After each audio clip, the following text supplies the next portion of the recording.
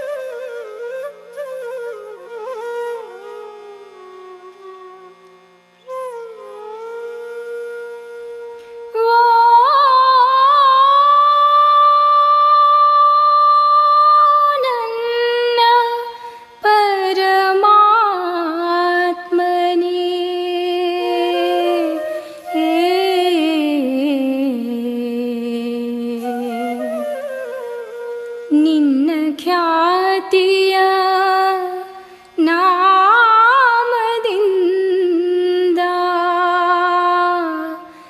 ನಾನು ನಿನ್ನಲ್ಲಿ ಪ್ರಾರ್ಥಿಸುವುದಿಷ್ಟೇ.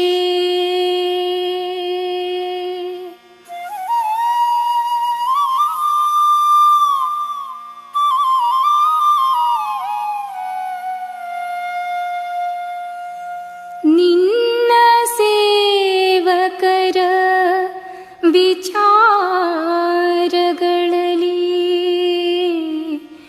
ಏಳಿಗೆಯನ್ನುಂಟು ಮಾಡು.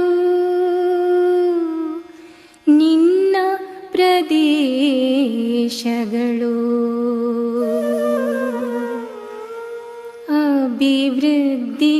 ಅಭಿವೃದ್ಧಿಗೊಳ್ಳುವಂತೆ ಮಾಡು.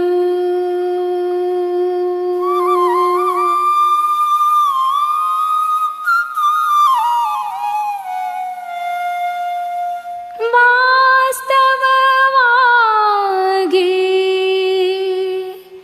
ಜಗತ್ತಿನ ಎಲ್ಲ ವಸ್ತುಗಳ ಮೇಲೂ ನಿನಗೆ ಪರಮಾಧಿಕಾರ ಉಂಟು.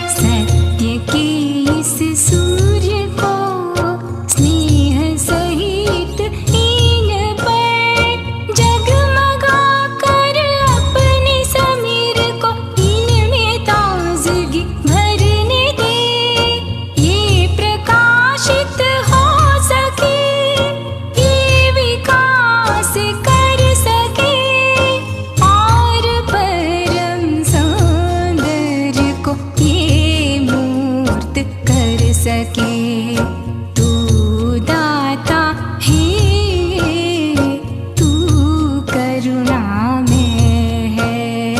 तू दाता है, तू करुणा में है। हे प्रभु इन बालकों को शिक्षित कर, ये तेरे फूलों की बगिया के पौधे हैं। हे प्रभु इन बालकों को शिक्षित कर।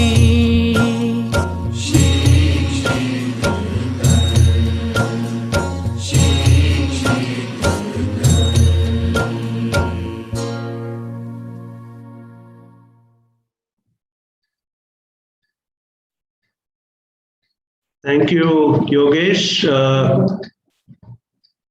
Good evening, and on behalf of the Baha'i community, I extend a warm welcome to each one of you, and thank you for joining in this evening's important webinar.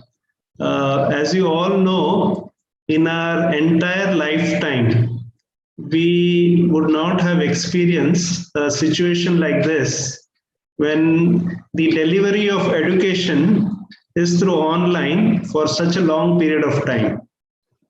One of the concern which most of the parents today have with respect to their children and for the students is how effective is online education and how can the loss that is happening for children get compensated.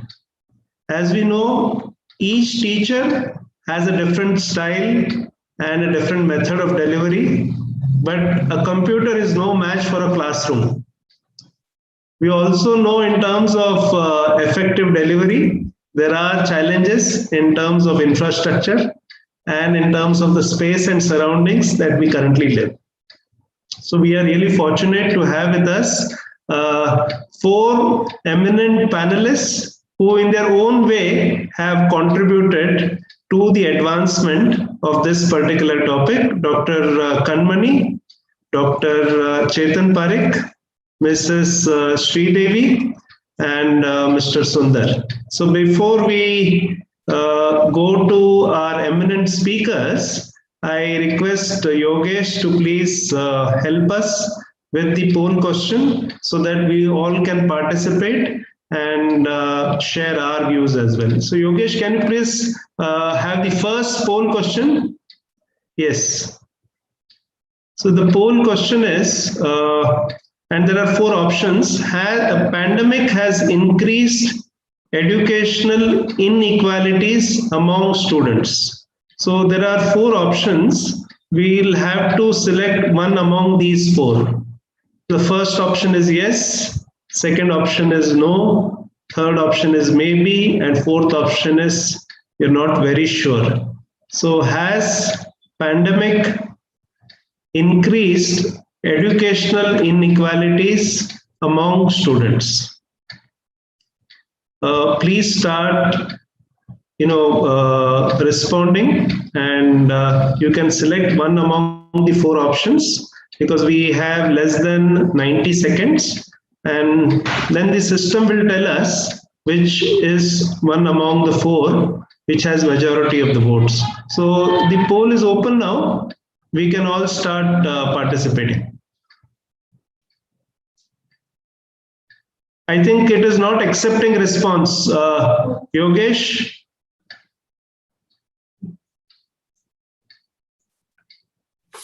I think we need to relaunch.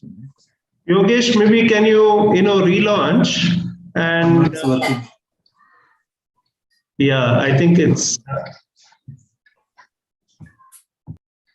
Yogesh, should we wait or should we go ahead? Yes, now we can try. Okay, so Yogesh, what I suggest is, can you please relaunch it? People are already voting. 7 votes have come. Okay. So I request others also to please vote. We still have some time? Yes. Okay, we have some time. has pandemic, according to you, according to your personal opinion, has pandemic increased educational inequalities among students?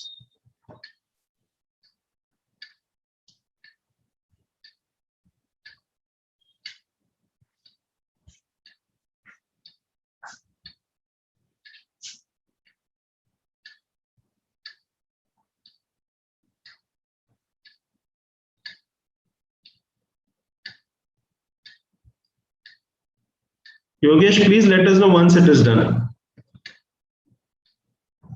The results are on the screen. Okay. Okay, so most of the participants feel that because of the pandemic effect, the educational inequality among students has increased. Okay, and some of you also feel that maybe or may not be, or it has not increased to the extent which can impact a student's learning ability. Okay, great. Okay, so now we'll go to our first speaker, and this evening we are extremely fortunate to have Dr. Kanmani. And Dr. Kanmani, I'll very briefly introduce you. I know in terms of the achievements and your accomplishments, you have a long list, but I'll limit myself. Dr. Kanmani is presently the professor and head of the department for electronic and telecommunications at the BMS College of Engineering. Friends, we all know BMS College of Engineering, and BMS College of Engineering is one of the most premium engineering colleges today in Bangalore. Dr. Kanmani's students, are in different spheres of industry today, and they all are occupying positions of different reputation. So Dr. Kanmani, after her studies from IIT and Indian Institute of Science, also had the opportunity to present papers in number of countries, and she has also guided, and she's currently helping students to gain knowledge in terms of telecommunications and electronics. So with this very brief introduction, I'll now request Dr. Kanmani to please share her thoughts on this subject. And from a teacher perspective, naturally, your insights will be much stronger. So Dr. Kanmani, over to you, please. Good evening, everyone. And thank you for the opportunity and thank you for the introduction. And before, I really do not know where to start. When I received a call from Dinesh sir last week, and he said we would like you to speak on the COVID impact on education. There are two reasons. One is I like speaking, so I readily accepted. And the topic was so interesting that I had to say an yes. And then later on, when the details of the topic were shared, it was COVID loss. I mean, loss in the education, learning loss due to the COVID. And then I was just looking at the topic, and then I gave a thought, and then I would just like to share my experience as a teacher during this phase. I mean, it's a loss or a gain. We will see down. And I have another weakness. I normally don't stop talking. And in general, we as teachers are used to talking for 1 hour minimum. And recently, when people invite or when we give sessions, when we go outside, we speak for 2 hours, 3 hours, and also done 6-hour sessions. And now to speak for 7 minutes, I think I was wondering, can I really do the talking for this time?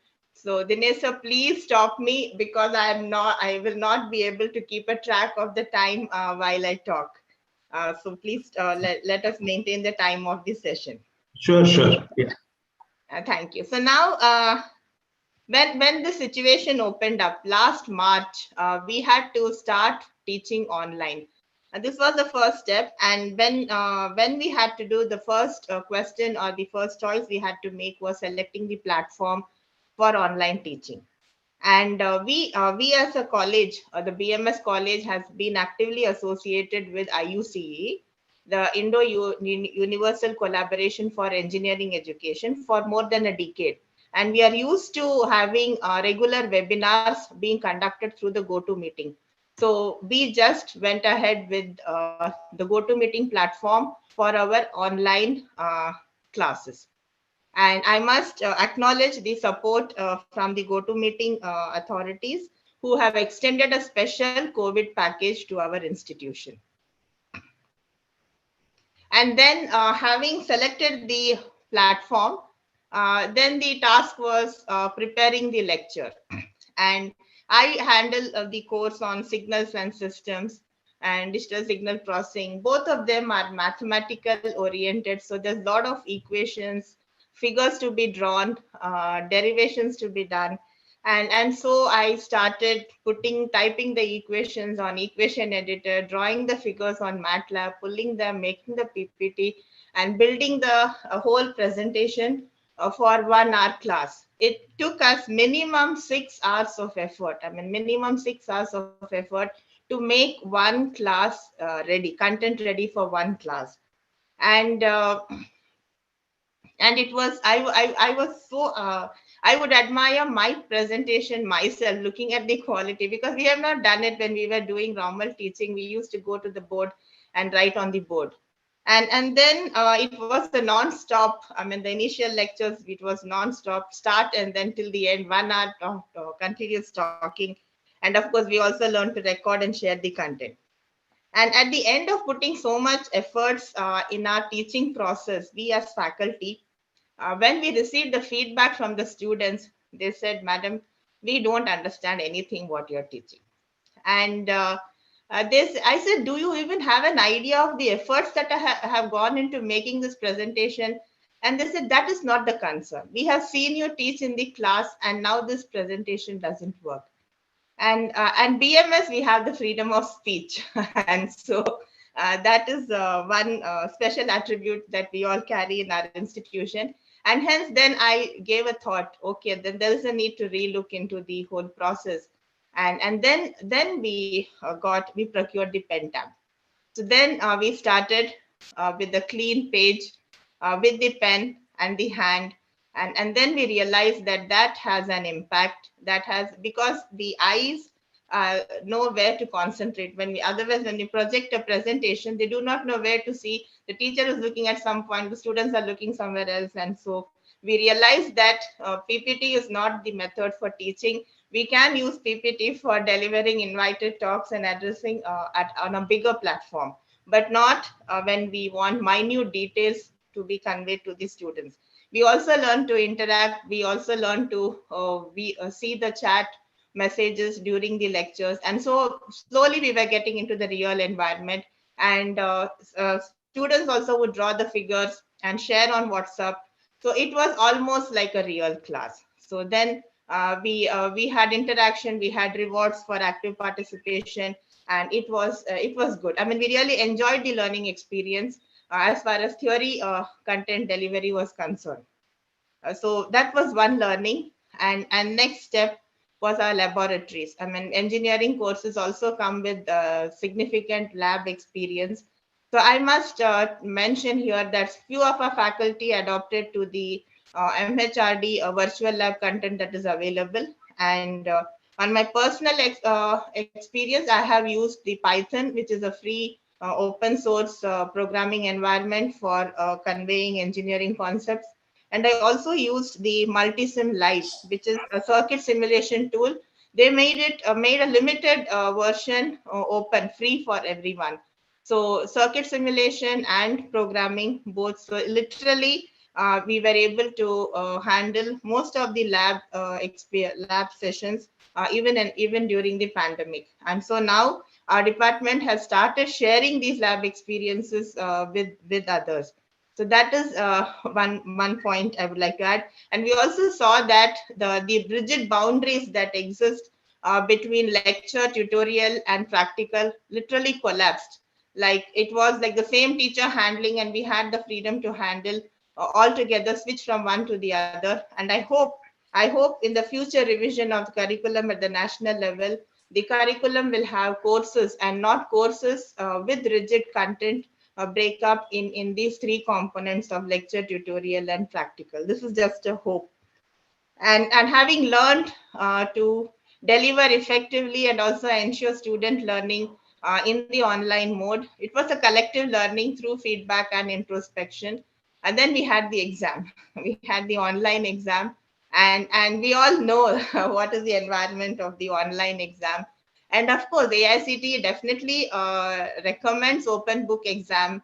And here we were having the open resource exam. Students had the opportunity to collaborate, refer to any content, and in that environment we had to set our plan our assessments. And here again we came out with the small innovation, if I'm supposed to use allowed to use the word, and that is if a question or has some numerical component like computation of a parameter, what we did was at least one or two parameters in the question was related to the roll number of the student. So for example, if the roll number is say 27, the student has the freedom to choose 27, 270, 2.7, 0.27, any number that he feels is suitable. So what happened here was the students can still discuss, but they can discuss the method. They can't share the answer. So that was one small step. And with this small step, what happened? We were able to see the usual normal distribution in the internal performance of our students, even with online examination. So that was one observation. Then we had the semester end exam. Of course, at the national level, decisions were made. We had a uniform calendar across for all colleges. And here there's a misconception that students have been promoted. Let me make it clear that they have just got eligibility to go to the next academic year, but they have not been awarded marks, and marks is being computed on some formula. They have to take the exam and earn their grades. So slow learners may take 1 or 2 years extra to complete the course and to get the degree that they deserve. And then having learned the method of teaching and the examination, and then we were very comfortable with the whole online environment. And then we thought, let us give what is missing or what further can we do with these students. And then we resorted to also offering the usual extracurricular, co-curricular activities that used to happen on campus. So more or less, I mean, almost every Saturday evening, around 6 p.m. I think the clock is ticking. We came out with activities in the online mode. For example, they were all beyond curriculum. So to name a few, it was alumni meet, it was the freshers meet, it was the cultural evening, or it could be a project contest. And we also had by students for students activities and as part of an extended induction program, wherein we had students who knew Kannada, they teach Kannada to people who are willing. We had students volunteer to teach German to others, and we also had students who are good in programming teach programming skills to others, all under by students for students, but under faculty supervision. So, and we went beyond the technical activities in the online mode. This is something we would like to continue, because we have a lot of comfort now. The advantage is there is absolutely no cost component involved. Otherwise, every event we had to go and get a budget approval. Of course, budget would get approved, but there was an effort of going and getting the budget approval, arranging for logistic, transport, and booking the hall, and so many. All this was not there. It was just free, completely voluntary, and everyone enjoyed these interactions. So now, when I look back, as we as the role of faculty, if we just look back, did we deliver? I think every faculty, in whether it's a school or college, all of us have given our best in this situation. One component that we have taken care is, yes, knowledge sharing, knowledge that was part of our role. In addition, unknowingly, we have done one more contribution, and that is keeping our children occupied. They had a platform to discuss, they had a platform to talk, argue, communicate. And I think in that process, we have actually taken care of their mental well-being as well. So this is how I see the contribution of our teachers. And now, is the whole picture really as rosy and as positive as we are presenting? Certain gaps has collapsed. I mean, rigid boundaries which used to exist. Definitely, the gender divide has come down. We saw girls and boys, mothers and fathers collectively doing take up responsibility and doing work together. And if you see, there is a gap that has emerged, a new gap that has emerged. And what is that gap? If we ask ourselves, it is the gap between a self-motivated student and a student who is not self-motivated. So self-motivated students have learned, have attended, have learned what is taught, and have also engaged in learning beyond the content, and their profile has grown amazing. Whereas the others may take a little longer time to reach the expected goals.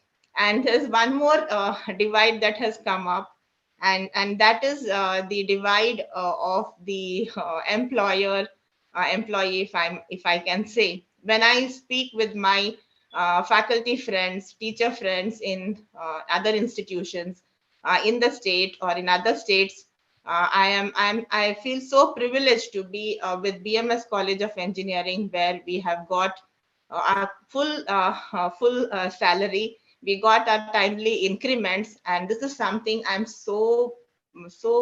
fortunate. I'm so fortunate. Unfortunately, this gesture of the employers does not reflect in the NIRF ranking system, which has, I mean, hope in future this also becomes an additional parameter in the ranking framework. I think, yeah. Yeah, sorry, I'll have to interrupt, but you won't believe. I think the way you're sharing your experience, it appears to me that we can sit for hours together listening to you, because it's so interesting, and many of the facets that you mentioned. Unfortunately, we as parents were not aware. I'm a parent to two daughters. I was not aware the kind of effort teachers are actually putting at the back to deliver the content and also empower the children. It's something, amazing. It's an eye-opening, and really credit goes to all the teachers for the hard work. And after so many years of teaching in classroom, it's also very interesting to know how quickly you adapted yourself to the new method of learning, and it also shows your humility to accept maybe suggestions, because generally a teacher is not very open to suggestions. But what I hear from you is that when students say your method of delivery is not interesting, you quickly adapted yourself and maybe integrated some of these technological innovations that are available, including Python, and saw to it that how open classrooms can be mutually benefited, so there is a co-participation as well. The other interesting thing what you spoke about is how to involve the children and how to involve the student community itself into the overall development by building their mental awareness, which is very exciting. There is one question which has already come to you, and we will ask you during the end of the session, and that is related to the rural divide, because many of the students of BMS engineering, they must be coming from the tier 2, tier 3 cities, and some of them would be coming from semi-urban rural areas. So the question that one of the participants is asking you is that what is that additional care that you have taken to empower these students who come from the rural area? We'll take this question in the end. Before we go to Sundar, who's our next speaker and who will speak from a parent perspective, I will request Yogesh to please put the question again for the participants. And and this is open to all the participants. Please participate in this poll question, and we'll be happy to hear your perspective as well. So it says, teachers in normal schools found virtual classes to be effective, ineffective, there was no change, and not very sure. So teachers in the normal schools found virtual classes to be effective, ineffective. There was no change, I'm not sure.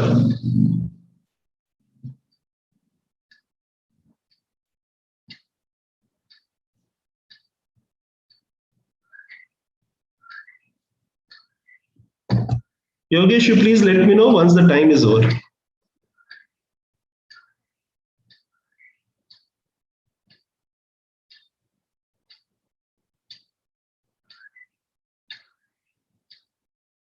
Many of the participants feel, I think the virtual classes were not that effective compared to the physical classes.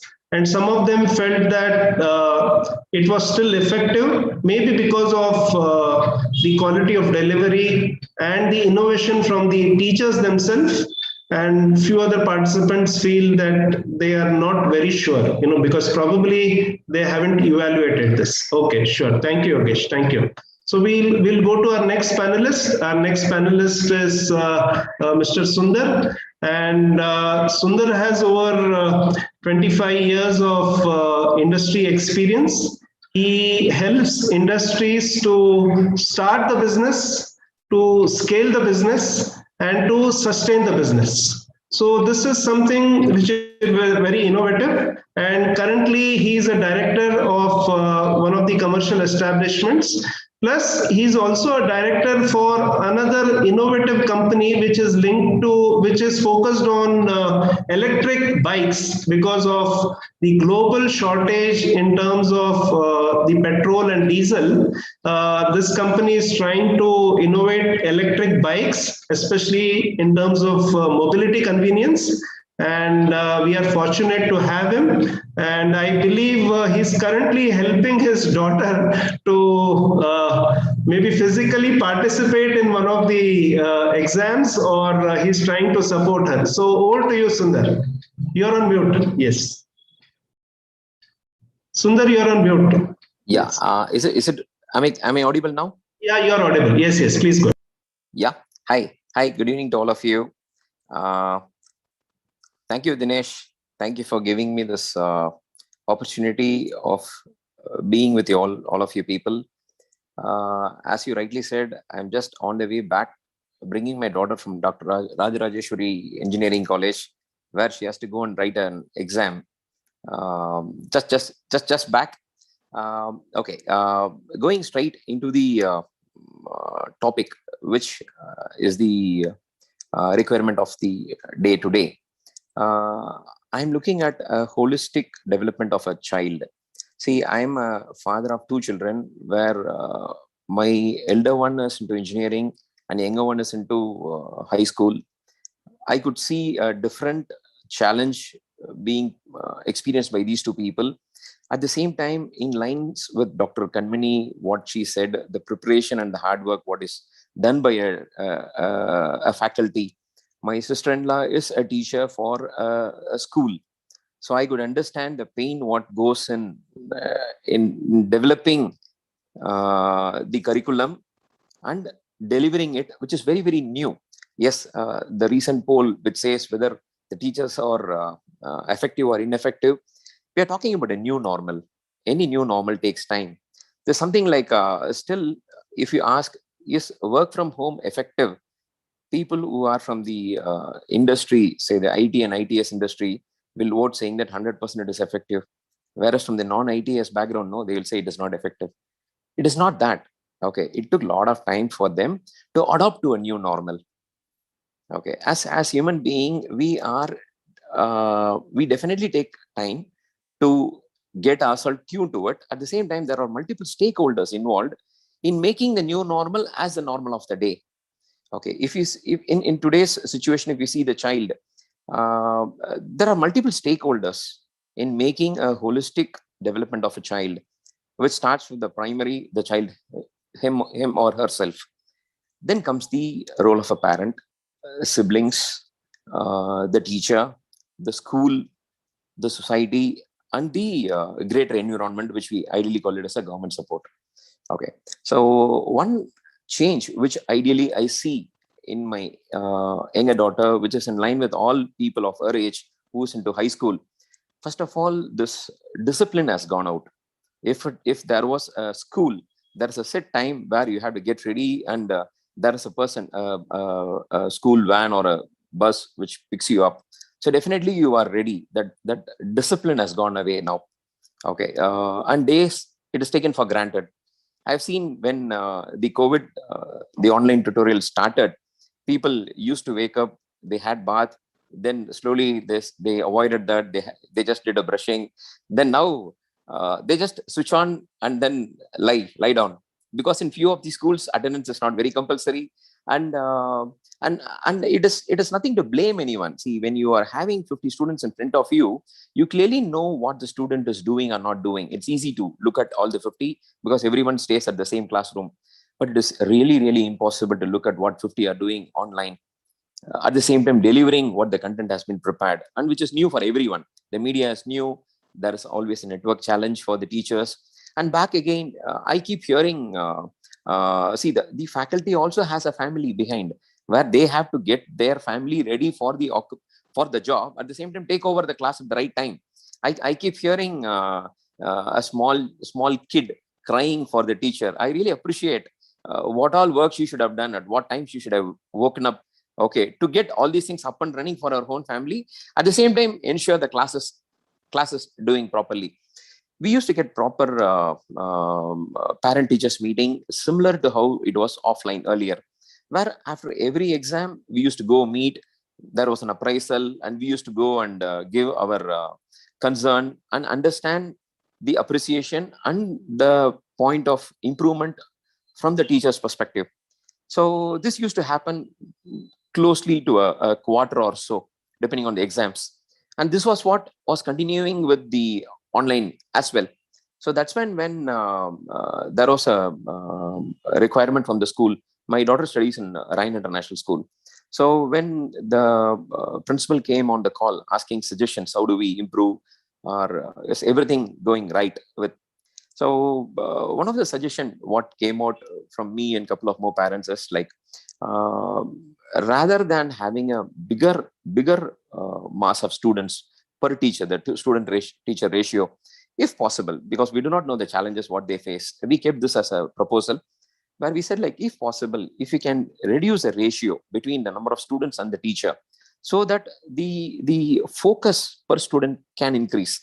The reason being, we always find out of a class of 50, there are always 3-4 active participants. Okay, whereas the other people are not really participant. Okay, the reason being, they have not prepared for the class, and they took it for granted because their names were not called for. Okay, so this slowly became a taken for granted situation. So when we suggested this, why don't you take a smaller group, give more focus, and rather than you conducting an examination once in a quarter and all, why don't you conduct a test maybe once in 3-4 days, a small, it can be half a chapter. Why did you do it? So that what happened is, everybody is forced to study upon it. And we said, like, please try to involve everyone. So a good thing what they did is, they started doing a prayer, a pledge, the news of the day. And again, the news, they said international news, national news. And then they said there should be a political news, there should be a sports news. Every day they involved 5-6 students. And the name of the student will be let known to him only the previous evening. So definitely everyone is on the task to see whether his name is there, and he is under compulsion to prepare, because everybody is going to hear what he or she are going to do. Okay, this was a very good thought process what the school came out with. So which made the student actively participate in the day-to-day activities. Yes, one thing what I keep hearing from people is, see, even during this lockdown period, when even as parents, when we were not able to go out, sitting within the 4 walls, see, definitely too much of good is also bad. We always wanted to come back home and spend time with the family, but if we are always spending time with the family, no, we have other challenges. Okay, when as adults, when we have challenges, definitely students, children, they also have challenges. They don't have a place to vent out their feelings. See, that peer pressure, that peer interest is always there. Like how they say, what you learn from the academics is 15-20%. How you learn and who teaches you, the environment, and your own happiness, which you enjoy by going to school, along with, say, 15-20 students, staying there with 100-200 people, having a PET class or an interval, coming back. See, this always gives a rejuvenation. That's the reason where every 2-3 periods there is a small break to give a rejuvenation. Whereas this was not happening in an online, because the time was always more in everything. Okay, they said, like, since they are not traveling, we can utilize that timing as well. But actually, it was taking a toll on everyone, not only with the student, with the people who have to prepare to educate the students as well. Okay, so the suggestion of focusing on a small group of students, making the situation more and more live, more than the subject. What we are looking at today is a child getting developed from the wholesome perspective. Okay, we come across a lot of backbenchers becoming a great entrepreneur.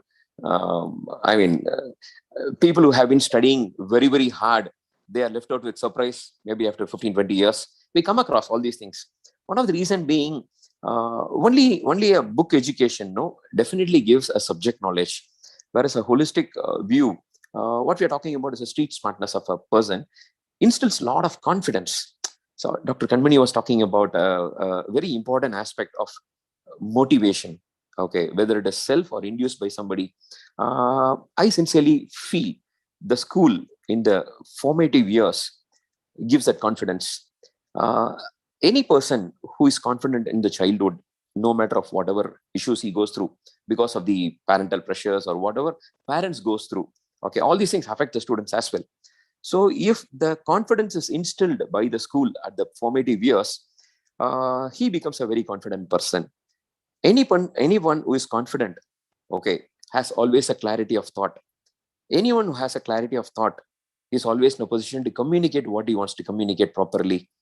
So when somebody is able to communicate what he wants to communicate in a nice fashion, okay, his point gets delivered to the other person. Okay, he is in a position to deliver it in the manner which can be received by the other person. Because when a communication doesn't go, it is not only the reception problem, it can be a transmission problem as well. Okay, so this gives a lot of clarity to the person who is receiving. When a thought is well received, it is really appreciated. When it is appreciated, it gives motivation to the person who has transmitted the idea. Okay, this develops more and more leaders. And when they take up responsibilities, when they join their career, in a very short time, they're able to manage things which is beyond what they are supposed to do on their job. Okay, and I feel this is what is very, very important. They say, the social quotient or the emotional quotient is what is very, very important for a student to really have it. Definitely during this COVID period, it is really curtailed, because even as a parent, we really feel not comfortable of even allowing our children to play with our own apartment kids. We feel, will somebody be a transmitter of a problem which will definitely come to us, at the same time be transmitted to others? Definitely, I think we have to cross this situation for a while before we come out of this and go back to school. And no matter whatever technology we get, whatever the media or the artificial intelligence, like, again, I touch base Dr. Kanmani again and again. The reason being, she has really given a series of thought which is really provoking to me. Okay, no one can replace a human there. Okay, and we all still have a good feeling of our teachers. Okay, maybe when we are studying in the school, we don't realize the value of the teacher. But when we go out, we always feel, today I'm because of, say, that particular teacher. And moreover, like the teacher who has taught well, the person has always scored very good marks in that particular subject. The only thing is how, instead of one teacher being there, how multiple teachers can be there, so that a student doesn't excel in only one particular subject, but overall. Okay, ultimately, we should be in a position to produce responsible children who in turn can bring more value to the society. Once this is done, the question of happiness, tranquility, and peace is always into the system. I feel Sundar, I'll have to... a happy man can really produce much results in the society at large. I mean, this is what I would like to communicate. Thank you very much, Sundar. Excellent insights, excellent observation. And as a father, as a parent, the kind of responsibilities that you have shared and how closely you have watched the change that has happened in the last 1.5 years is really very, very appreciable. And I think it is the patterns that you described. Probably many of the students would have definitely gone through it. And as you rightly said, Dr. Kanmani definitely touched upon many of these challenges. But one aspect which is glaringly coming out is the holistic development. I think every parent today wishes their child, the student, to be developed holistically so that when he or she is in this society, the student is able to face all the forces that impact with confidence, with clarity, and with conviction so that he can make a contribution to the society and to the family as well. Thank you very much, Sundar. Thank you so much. Thank you. Thank you for your views. And just for the information of everybody else, Sundar is also an excellent cook. So apart from his professional excellence, he has some grandma's recipes which he has mastered, and I'm sure I think we'll have an opportunity to taste that as well. Thank you, Sundar. Thank you very much. Sure. So Thank you. Before we go to the next panelist, Mrs. Sridevi, I request Yogesh to please put the poll question for the participants.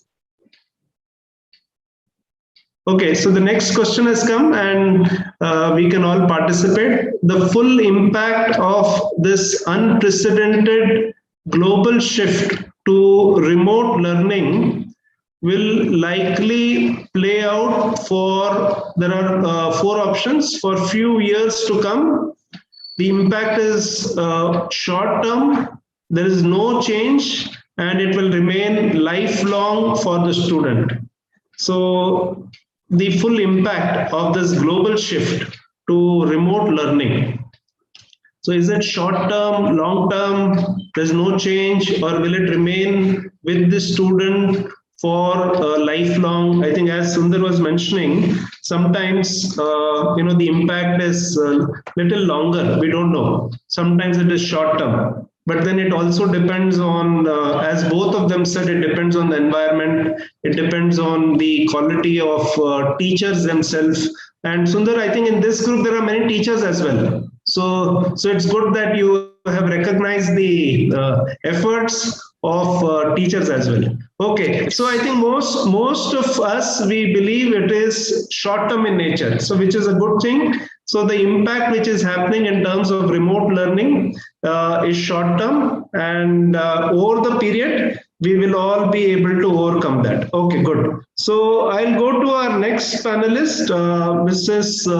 Sridevi, and we are extremely fortunate to have her here. Actually, Mrs. Sridevi is a professional advisor. She's a consultant. And in the field that currently she is engaged in, there are very few women, who generally pursue this path of career. She is in the field where it's related to life safety.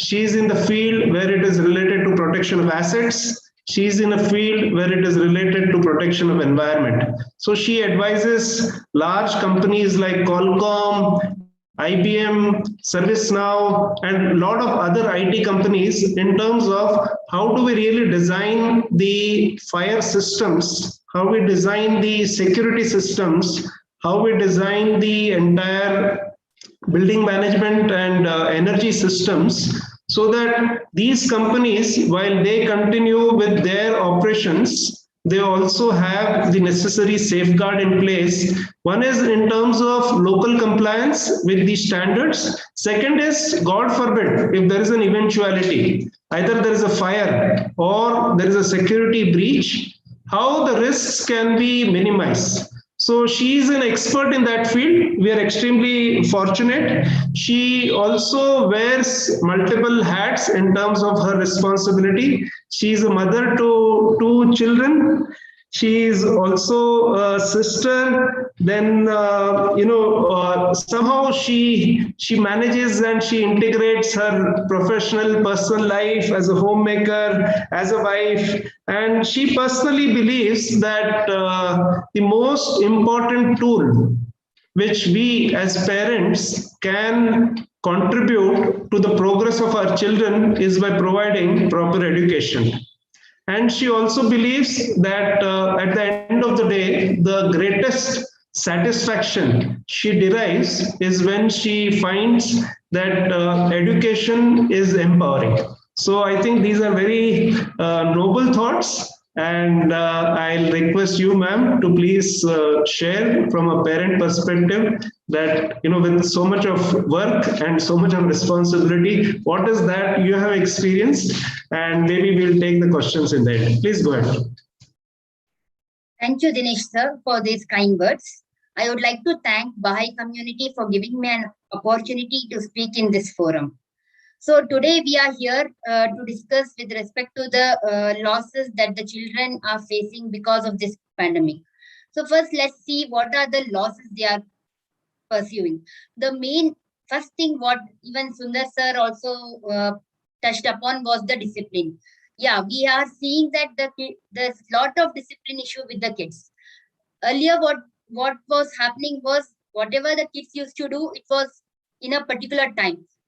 Let it be morning, waking up, getting ready to the school, catching the bus, going to the school, coming back, doing their related stuff to the school, playing with the friends around the houses, going back to the bed. Everything was in a particular fixed time.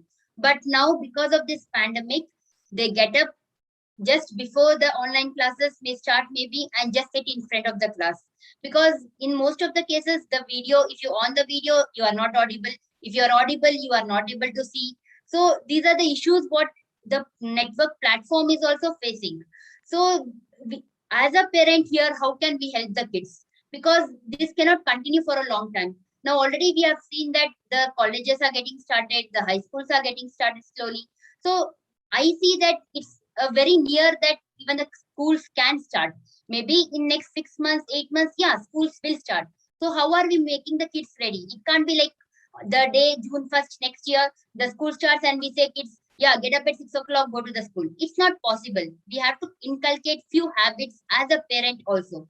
So now it's high time that we also realize, yeah, kids had enough time. Now they have to get up maybe an hour at least before their online class, get ready for the class, have their morning things, have the breakfast and sit.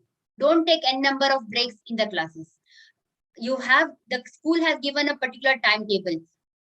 You have 2 classes, then you have a gap, you have next 2 classes, you have a gap. Yeah, whatever you want to have a break, you want to have a snack, you want to have a lunch, have it in the gap what the school has decided. Don't keep the plate in front of you when the class is going on.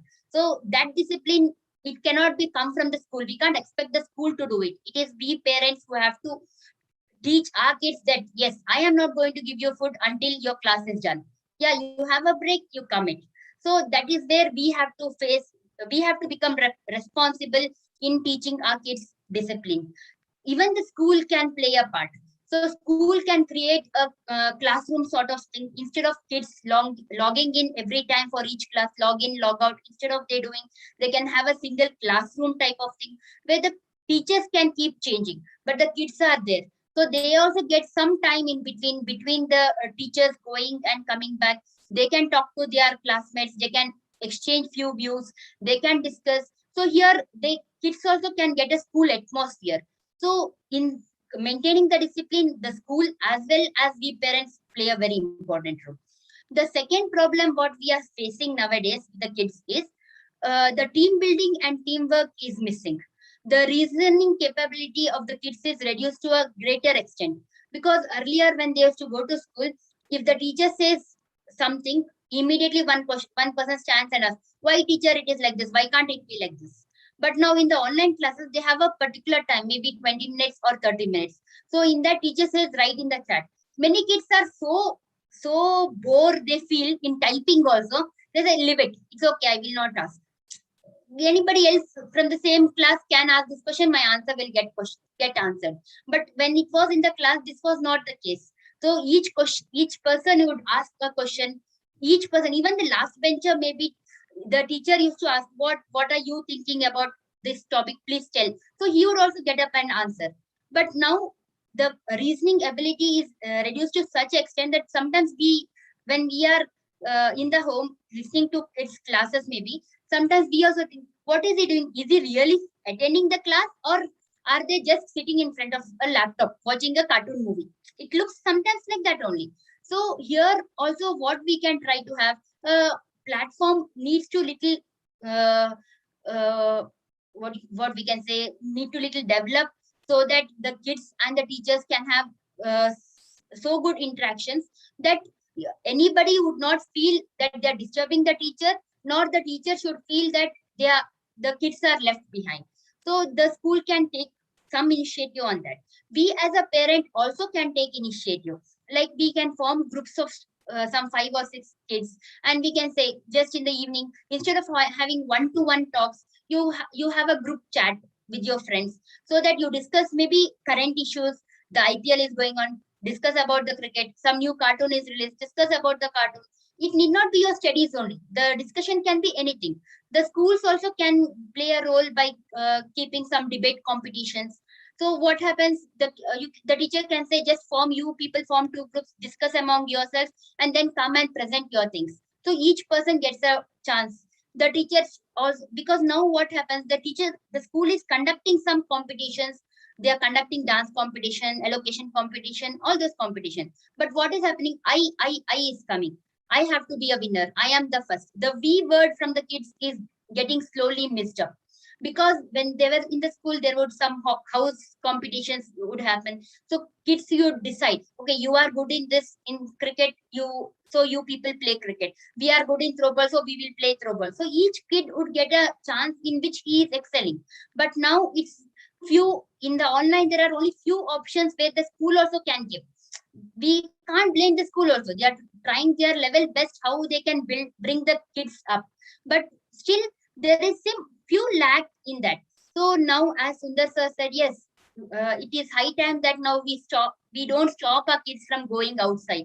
Yeah, we can allow them go outside within our apartment, because we are little sure enough that yes, our apartment kids are only playing. Who are living in the apartment, they are maintaining their safety at homes also. So yeah, kids can mingle with little outside, because this all things we can't get it done at home. They have to go out, they have to talk to the kids of their own age group, then only this can inculcate. The third and the most important thing is, uh, as a parent, our involvement in the kids life. It's like 24/7 we are sitting on their head. They are feeling that, because it's our duty now becoming a teacher and a parent. So we are saying, this is your 10 o'clock, it's your online class for English. 10:20 classes over, now next starts at 10:40. It's already 10:40, why are you still not owning the system? We ask such questions to them. So it becomes like, earlier teachers used to see, one class is over, they are doing something, they are playing, they are talking. Suddenly next teacher comes, she says, keep quiet, the class is started. But now it's not teacher doing, it's we who parents are doing. So it's natural. Even for us also, if we are locked up with one person for 24/7 for this 1.5 year, we also get mad. It is the same situation with the kids also. Even in the online classes, we have seen that few of the parents sitting with the kid, they say to the teacher, you are not giving chance to my son, you are not giving chance to my daughter, only that kid is answering, why this kid is not answering. We are getting involved into the studies so much. This would happen in the school also. In the school also, maybe four only people would be asking the questions, teacher would be answering only those 4. Teacher would be saying, others you also should ask answers. But we would never know, as a parent, you would never know how our children would participate in the school. But now, since we are seeing it at home, we are saying, why you are not asking, why always only that person is asking, why can't you answer, why can't you ask? So kids are also getting irritated with this. Their interest in studies is getting little lower and lower. That is what I am observing. So as parents, we can also help them, that we can try ourselves to keep create a school type atmosphere. Yes, once you finish your breakfast, you have taken bath, finish your breakfast, you have gone to your class.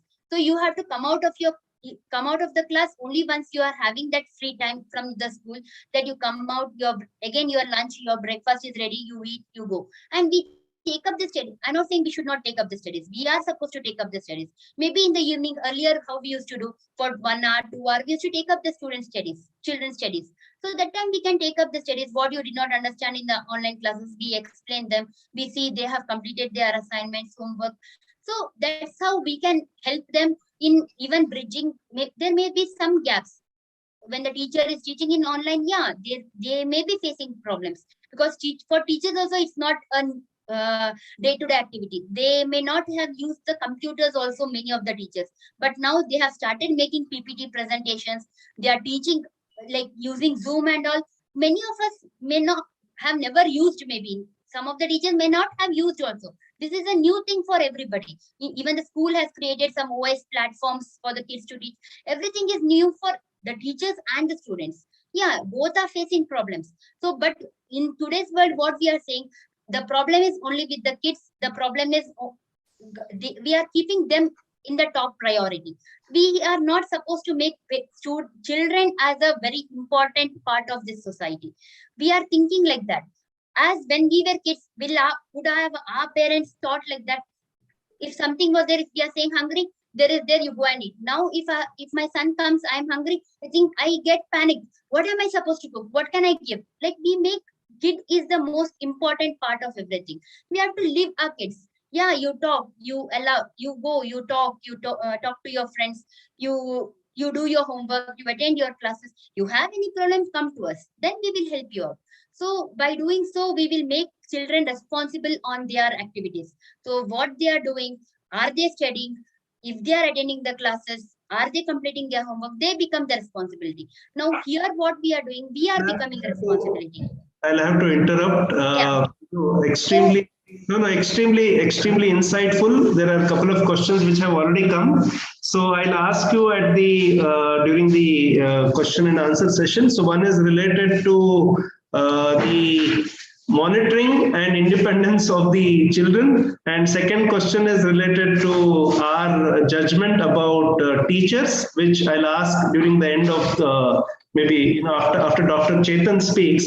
But I think you touched upon something which is very fundamental, which is about the discipline of the student herself or himself, and the habits that they are inculcating during this period of time, and how that is impacting the routine, and how because of that it is impacting the learning outcome. And also what was very good is that you also provided solutions. So you saw challenges, but then you also had options. You also provided some workable solutions, which definitely can be implemented by the schools, by the teachers, and especially you took the ownership in terms of involvement of parents also. So it is not only school responsibility or responsibility of technology, but it is responsibility of you as an individual, as a parent,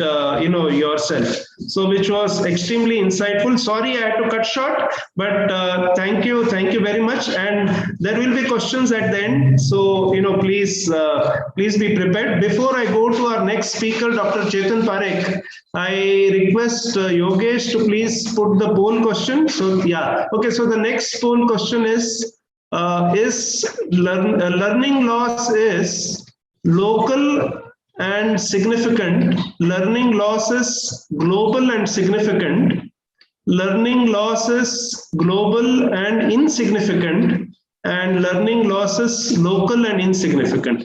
So there are 4 options, and whichever you feel is right, maybe you can just answer that. Is learning, the loss that the students have incurred, is it very local and or is it global? And if it is local, is it significant or insignificant? I think there are 4 options. So participants are requested to select one among the 4. The time has already started and people have started sharing their views as well. So some of us, we feel it is very much local. Some of us, we feel it is global. And some of us with the experience, since we have children or we work with children, we feel it is significant. And some of us, we feel that, we children can overcome. So among the four, please share which one, you feel is the right one. And maybe we'll. So this is the poll is over. These are the results. Okay. I think most of us, we feel it is probably the impact is global. It's not only related to Bangalore or India, but globally it has impacted. And the impact is quite significant because all the students, they are not able to connect socially. And also, I think as Dr. Kanmani beautifully described, in terms of the physical activity, the practical classes, and which Mrs. Sridevi also mentioned, that how socially, children are not able to connect with each other. Okay, so we'll go to our next speaker, and I'll not share his detailed profile. So Dr. Chetan Parekh used to teach in the United States, and he has experience of a number of years. Of course, currently Dr. Chetan Parekh is in India, and he's a professor with the prestigious IIITB. And he's also a member of the Baha'i community. So most of his views and his thoughts and his day-to-day actions are reflected based on the Baha'i principles. And I think he looks at from that lens as well, apart from his academic qualification and insights that he has. So Dr. Chetan, over to you. And I'm sorry, I had to cut short the introduction because of the paucity of time. Over to you, please. You're on mute. Doctor, you're on mute. Dr. Chetan, you're on mute.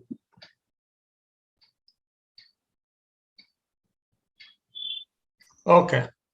Thank you, Dinesh. Your introduction was longer than what I had given you to read. So my presentation is going to be slightly different than the other three esteemed panelists.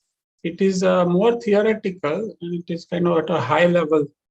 And I'm going to basically read because I think it will be more effective if I just read. So there's a PowerPoint here. So how can learning loss of school students be addressed is the topic that I'm talking about. And there are three parts. The first is learning loss. Students are up to 5 to 10 months behind in their learning, according to research done worldwide. Their learning has suffered a significant loss.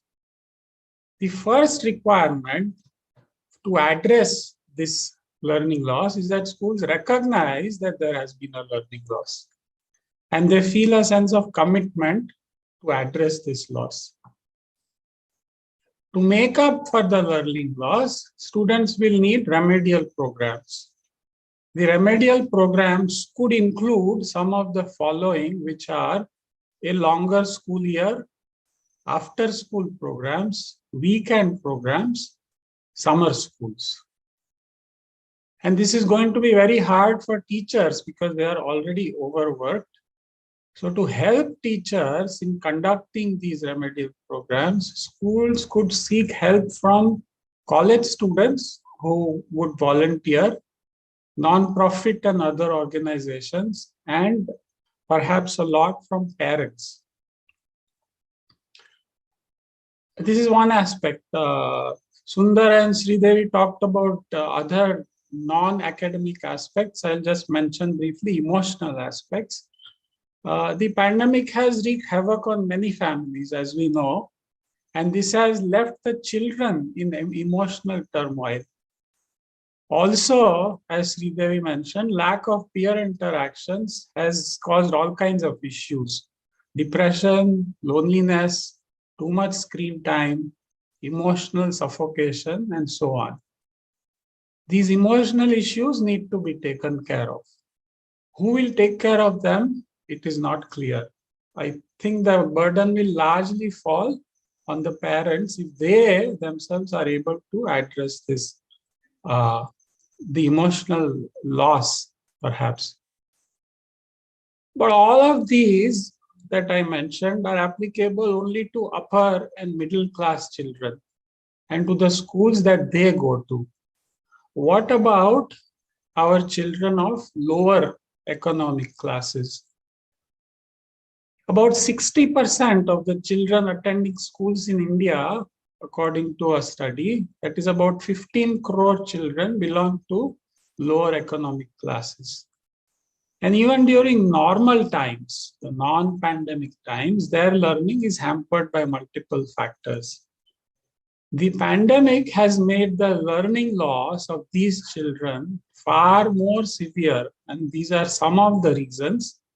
Limited access to smartphones, limited resource of government school teachers to conduct online classes, crowded home environments that make screen time difficult, inability of parents to assist in teaching them. And there are other reasons also. A very large number of these children have experienced 80 to 100% learning loss during the pandemic, much higher than the upper and middle class children. How can this learning loss of our 15 crore children be addressed? Let's look at a broader perspective. In India, the pandemic has caused a loss of more than 4.4 lakh lives as of today, a loss of livelihoods for more than 20% of the adult population, a loss of business for more than 80% of small businesses, and many other losses.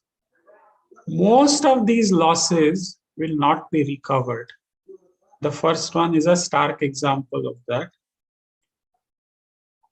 Similarly, given the limited financial and human resources available to our government schools, and with the pandemic necessarily placing health as a priority over education, my belief is that the learning loss of a majority of our 15 crore lower economic class children will not be recovered.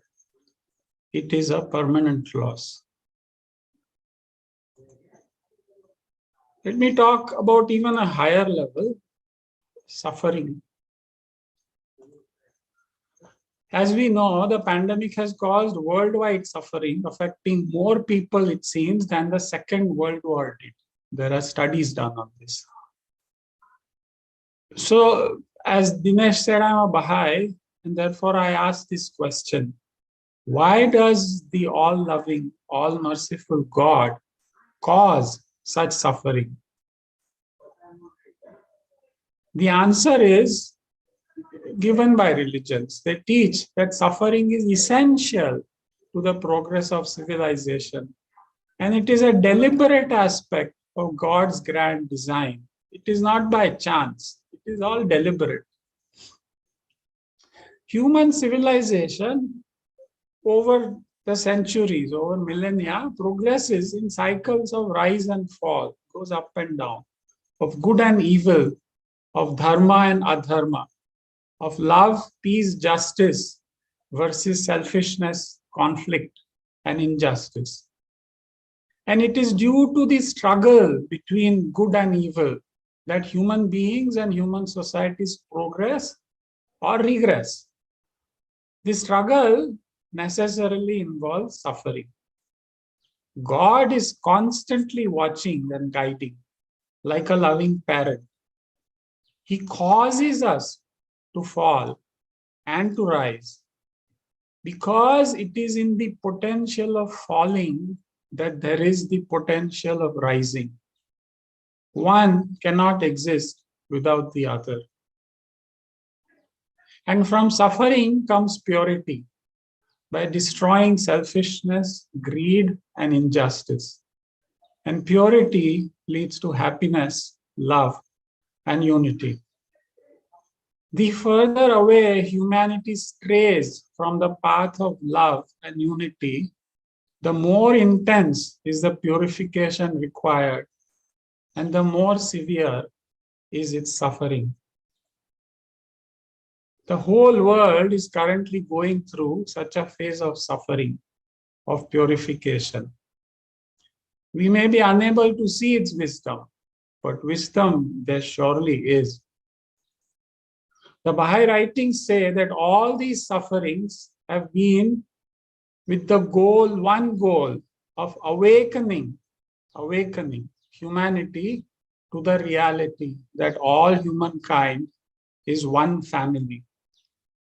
Abdul Baha, the center of the covenant of the Baha'i faith, says, consort together in brotherly love.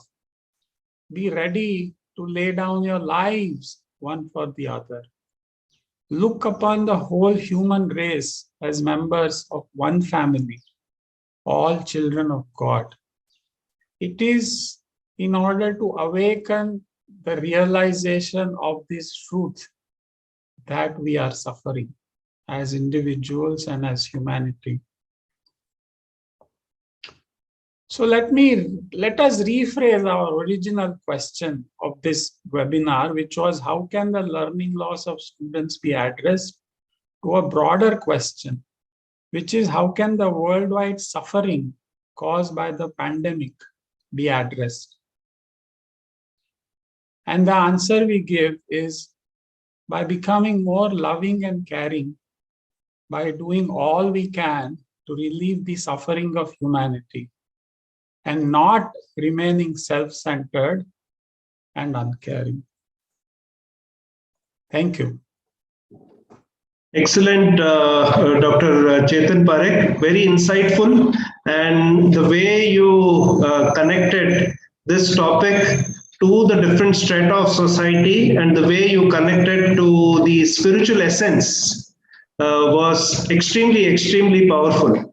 And I think your message is also giving some kind of confidence that it is not by accident. This probably a human being goes through suffering to build his or her own capacity itself. And I think the other suggestion of each one of us being tolerant and also trying to look to one another on how we can support, how we can extend help is very praiseworthy.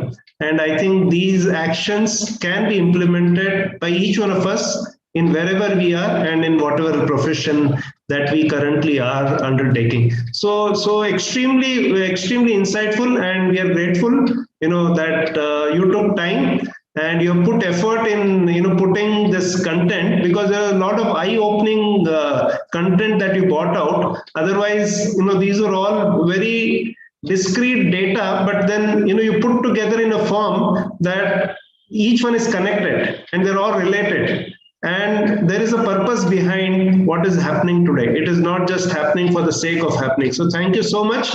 We are running out of time, but I'll start, asking the questions. So the first question, Dr. Kanmani, I think, which came to you was that when you have students who are from the rural background and who are not able to attend the physical classes, and sometimes they have infrastructural challenges, how as a teacher you are going to support to ensure that the learning loss is limited? I think that's the first question which came. Dr. Kanmani, over to you, please. Yes, sir. I do understand that we have a great divide as far as this component is concerned. Not all our students have the same facilities. The geographical locations also has the problem. Of course, while we have had active students who could not participate actively, they were able to get the recordings of all the classes. Okay. This is what I'm speaking with regard to my students. But coming to the school children and the lower strata that was mentioned, who are deprived people and who cannot afford, I'm sure there are a lot of NGOs present everywhere who are doing their best they can in this direction. And our department, we are associated with the NGO that is started by Badrinath and Indra Vittal. It's a free online coaching where they are specially focusing on educating the children of maybe the people who come to do service in our homes. Their children, they are focusing in and our students are actively associated with them. So I think that support has come from various forums to support this group of people. But the having all facilities, if I consider my students, they have all facilities. They do not have the problem of connectivity. They have gadgets, but they only lack in their commitment to attend the classes. I think this is a serious problem, and that needs to be addressed. Thank you. Thank you very much. Thank you. Thank you. Mr. Sridevi, I think the second question is to you that as a parent, are we trying to become more interfere in the matters of our children, or do we need to allow sufficient independence for the learning to progress? I think that's the question which is coming in. Yes, sir. So as a parent, yeah, we have to draw a line between we and the students, we and our children, because there is always a gap. There should be always a line drawn. We can't, for each and every aspect, we can't keep on telling the children, you do like that, you do like that. How will they grow? From the childhood, they should have their choice, their understanding. Yeah, to guide, we are there. When they have problems, surely they will come to us. They have to come to us. That is how we have to nurture them. Instead, on every point, everything, we can't keep on interfering. And teachers are doing their job, and we are not supposed to interfere in teachers' work also. They are trying to teach the children, they will do their job. That we can't do. We can only help them. Sure, thank you. Thank you very much. Sundar, the third question has come to you that while the teachers are doing their part, the parents are doing their part, why is the corporate behind in taking the social responsibility as one of the initiatives of upgrading the infrastructure, especially in the rural area, since majority of the students, as Dr. Chetan Parekh also mentioned, come from a lower strata or economically challenged background or are from the rural background. Why is the corporate not coming forward? I think that's the question which has come to you.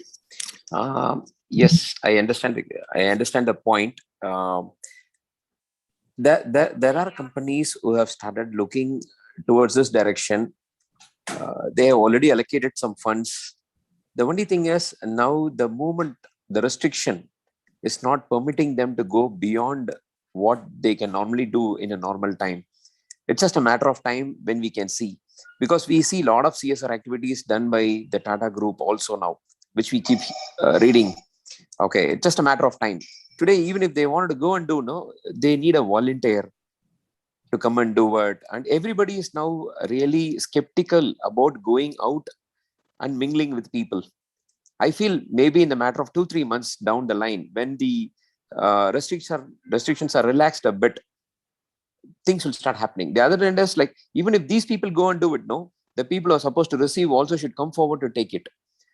Okay. Definitely, there are very good organizations who have been very, very clear on CSR activities.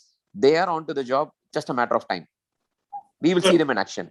Thank you. Thank you. Dr. Chetan, there's one question come to you, which is related to the evaluation and assessment of the child, considering the background and the nature that you described.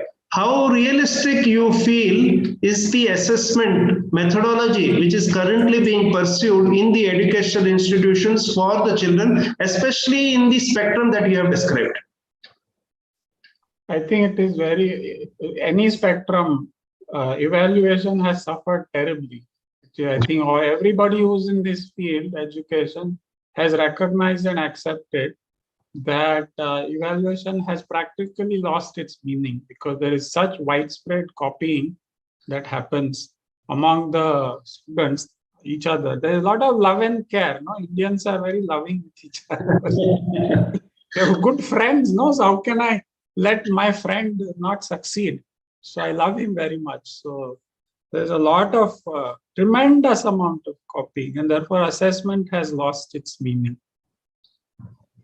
Okay, so the last question is to all four of you, because we have another 5 minutes, and this is related to the confidence, to the holistic development, to the preparation of the child in the current situation because of the volatility that the economic situation currently presents. There's so much of uncertainty and changes that are happening today that if the child is or if the student is not able to adapt, then the confidence is not there within him, as a result of which he or she is not able to confidently lead a life which has meaning. I think that's the question which has come on the chat. So maybe all four of you can share your perspective in the last maybe 18-20 months. How big has the confidence impacted of the children, and how long this will remain, and what is the preparedness mechanism? Though Dr. Chetan Parekh did touch upon some of these remedial measures and the additional classes, is there anything else that needs to be done from the stakeholders as parents? So one of the suggestions which has just come is maybe it could be in terms of mentoring, it could be in terms of counseling, it also could be in terms of understanding the child or the students little bit more closer because of the environment from which they come. This is a question which is open to all four of you. And with that, we will end today's webinar. So I will start with Dr. Kanmani. Dr. Kanmani, over to you, please, followed by Mrs. Sridevi, and then Mr. Sundar, and then Dr. Chetan Parekh. So last comments from you, Dr. Kanmani, please.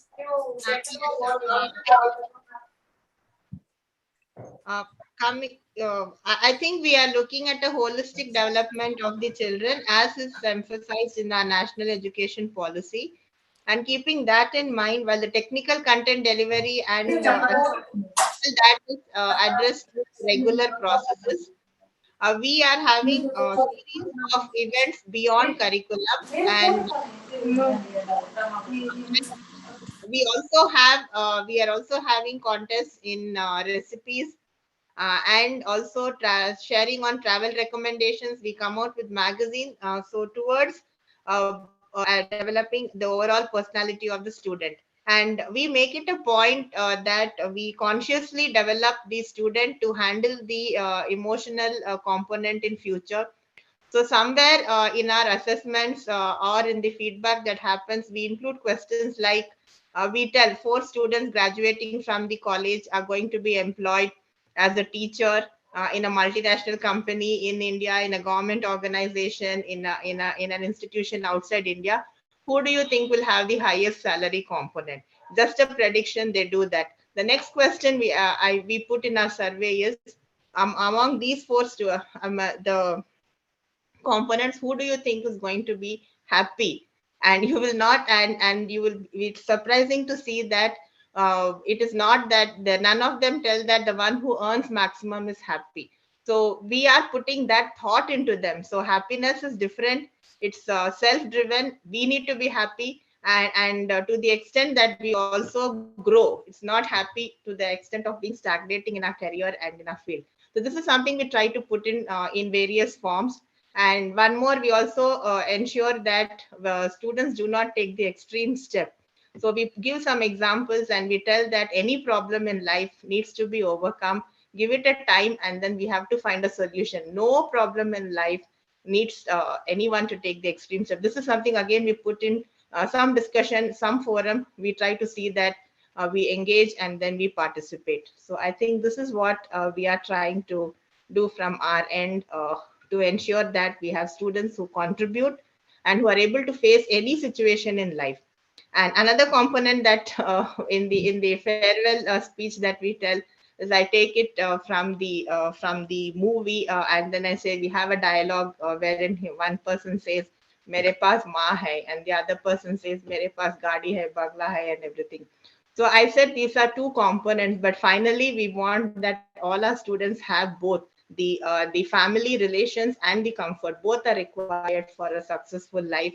It's not one without the other is meaningless. So this is how we would put it. So we are here to make students who can face situation in life and grow and be happy. That is most essential.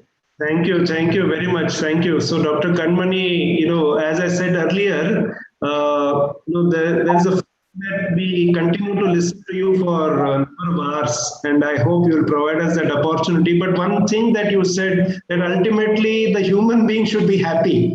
We whatever we do, whatever we earn, but we should be happy. So before I go to Mrs. Sridevi, there is one comment which has come on the chat. So it says that it is encouraging us to go to www.baha'i.in.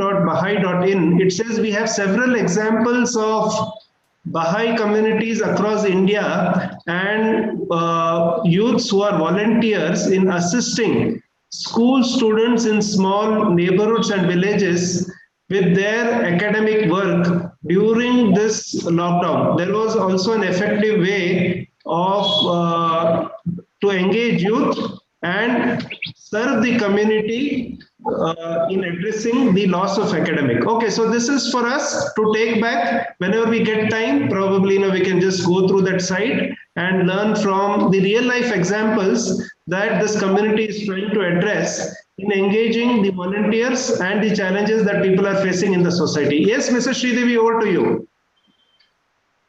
In the holistic development of a kid, it's always two people play a very important role. One is the family background, in the family, not the background, family atmosphere, I would like to say, family atmosphere, and the school atmosphere. So these are the two things which mainly focus on children's holistic development when they grow big.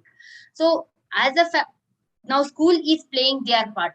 They are trying their level best in teaching this, in delivering the subjects to the kids, encouraging them. As Sundar sir said, they are conducting the assembly, they are conducting the news telling, the Bhagavad Gita reading or the Bible reading, whatever the schools follow, that they are doing. So with that, the kids are still feeling that what they do in the school, we are still doing the same thing even when the school is online. So as parents, it's even our duty that we have some talk time with the kids, not only with our office work or our home related work. We even spend some time with the kids since they are not able to spend time with their age groups. So we as parents, though we feel it is a silly game, so sit with them, play some Uno game, whatever they would like, we play with them for a half an hour of time, so that feels them they are not left behind.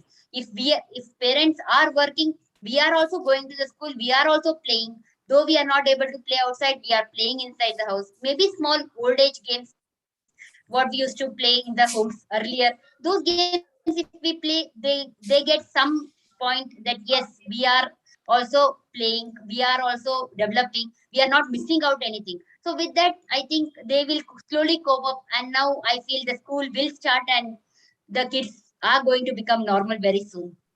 Thank you very much. I think this is a very important aspect which Mrs. Sridevi touched upon, is the quality of time that we give to our children and to maybe our other family members as well. So the quality time that we spend plays a major important role in building their confidence as well. Thank you. I completely agree. Sundar, over to you, and then last remarks by Dr. Chetan Parekh. Yes, Sundar. Yeah, see the confidence. Generally, children are quite confident because we inculcate the idea of problem right from the arithmetic onwards. Right from the kindergarten, we say there is something called arithmetic, which means what? There is a problem, there is a solution to it. Here, as parent, let us not add a fuel to the fire. Let us not make them more and more insecure. Okay, let us give them some time. And this is just the beginning. Okay, let us not assume. Generally, we feel that if something is wrong, the entire world is wrong, or that's the end of the world. No, we are just going through a phase of life. Even if they are not really confident or motivated when they come to us, let us inculcate that confidence, saying that it's just a matter of time. Okay, because every good thing and bad thing we have to go through in our life. Okay, just a phase.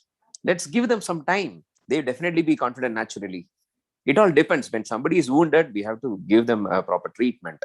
Okay, let us not really make them more and more serious about the wound what they have. We have to just say, all of us have passed through these problems, and this is one sort of problem what we are going through it. That's it. Okay, I'm very sure even though all the challenges are there, just few months when things will become normal and all of us can be back to track. Thank you. That's what it is. Yes. Give them some time. That's enough. Absolutely, absolutely. I think your views resonate with views of Dr. Kanmani also, where she did mention that we need to have that patience and time. Patience. Yes. Yes. And it will get resolved, and it eventually, we'll be able to overcome that. Thank you. Overcome it. Yes. Dr. Chetan, last remarks from you. With that, we'll end.